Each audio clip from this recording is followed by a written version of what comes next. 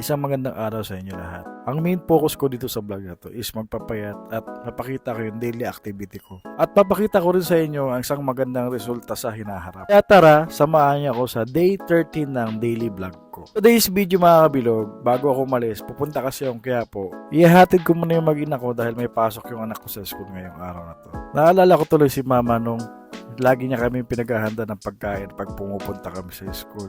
At hinahatid sundo rin niya from school nung maliliit pa kami. Ngayon, kami na ang gumagawa ng ginagawa namin ni mama. At ayan, ang sweet ng anak ko, panay ng kiss sa akin bago umalis. At dala niya yung maliit niyang stroller. Medyo pabebe-girl kasi yung anak ko at hindi masyado naglalakad sa umaga.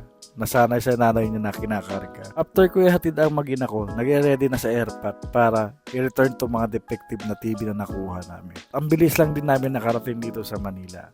Ayan, rinap off muna namin yung defective na TV at pinick up muna namin yung ibang parts doon sa kabilang supplier. At hindi ko na rin napakita sa inyo yung mga pinasok kasi medyo marami, nagmamadali ako kanina. Mga stock na pinamili ko for the next batch dahil may mga order pa akong parating.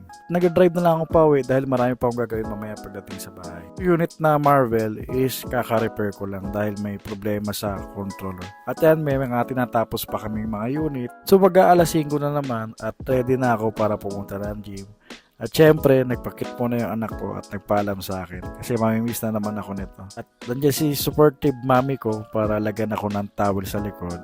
Kasi alam niyang pag uwi ko, basa na naman tong damit ko. Sigurado mamaya mapapalaban ako nito sa core fit. At itong pabebe-girl ko, nagpapakit sa akin bago umalis.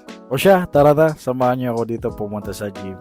At for today's workout nga pala mga kabilog is biceps and shoulder.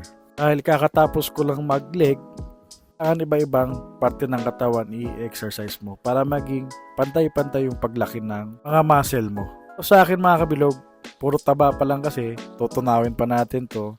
Hope in the future gagawin natin tong muscle.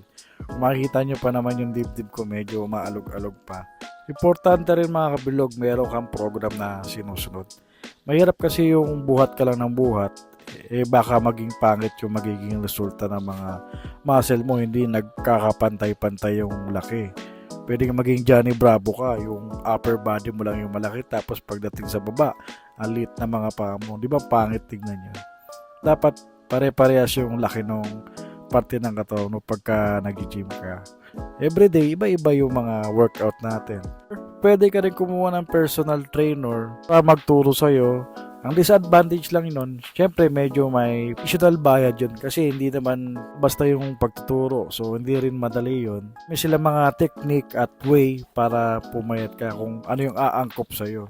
At syempre i-assess ka nila kung ano yung mga dapat mong gawin, kung ano yung magiging focus mo or magiging target mo doon sa workout mo. Hindi rin mawawala yung diet, yung meal plan.